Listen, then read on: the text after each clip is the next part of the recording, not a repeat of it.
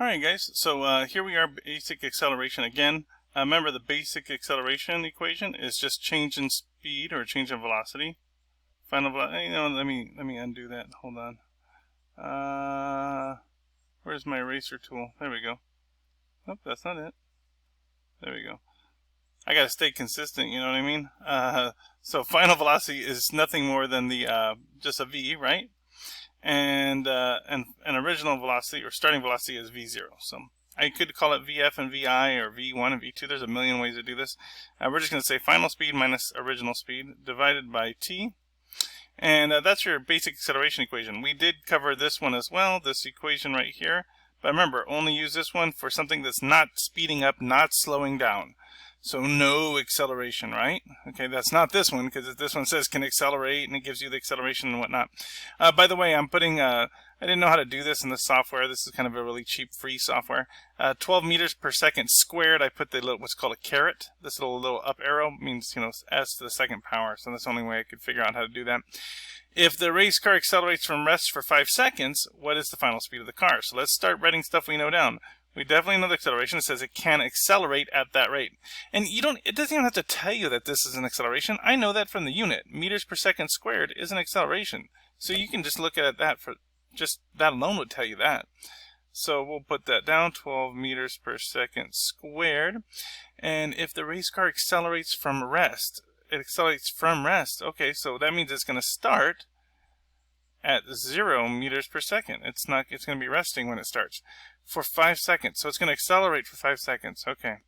So we know that the time is 5 seconds.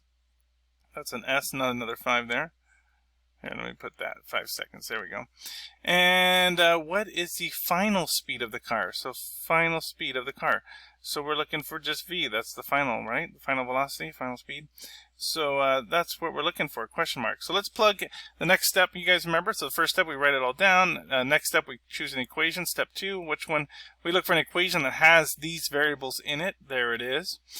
And then step 3, step 4, we plug in and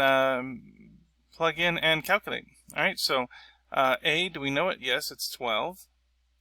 And then v final, no, we do not know that one, minus the starting speed, which is a 0, divided by t. T is 5 seconds, so we'll put a 5 there. And of course on top, that's just v minus 0 is just v, so we'll go v divided by 5 is equal to 12. And then when you have this on the bottom, you can multiply it by 5 on that side, but you have to do it on that side as well. And the 5s will cancel out. And we'll end up with v on that side. And then 5 times 12, what is that, 60? So that's 60. So that's the answer.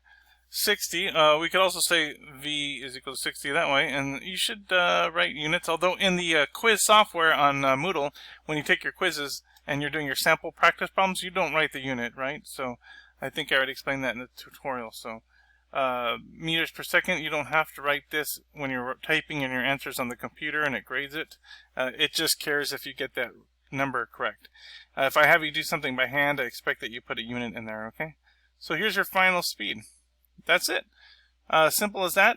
Go ahead and try some practice problems with that one. Look at only 3 minutes and 45 seconds for this video.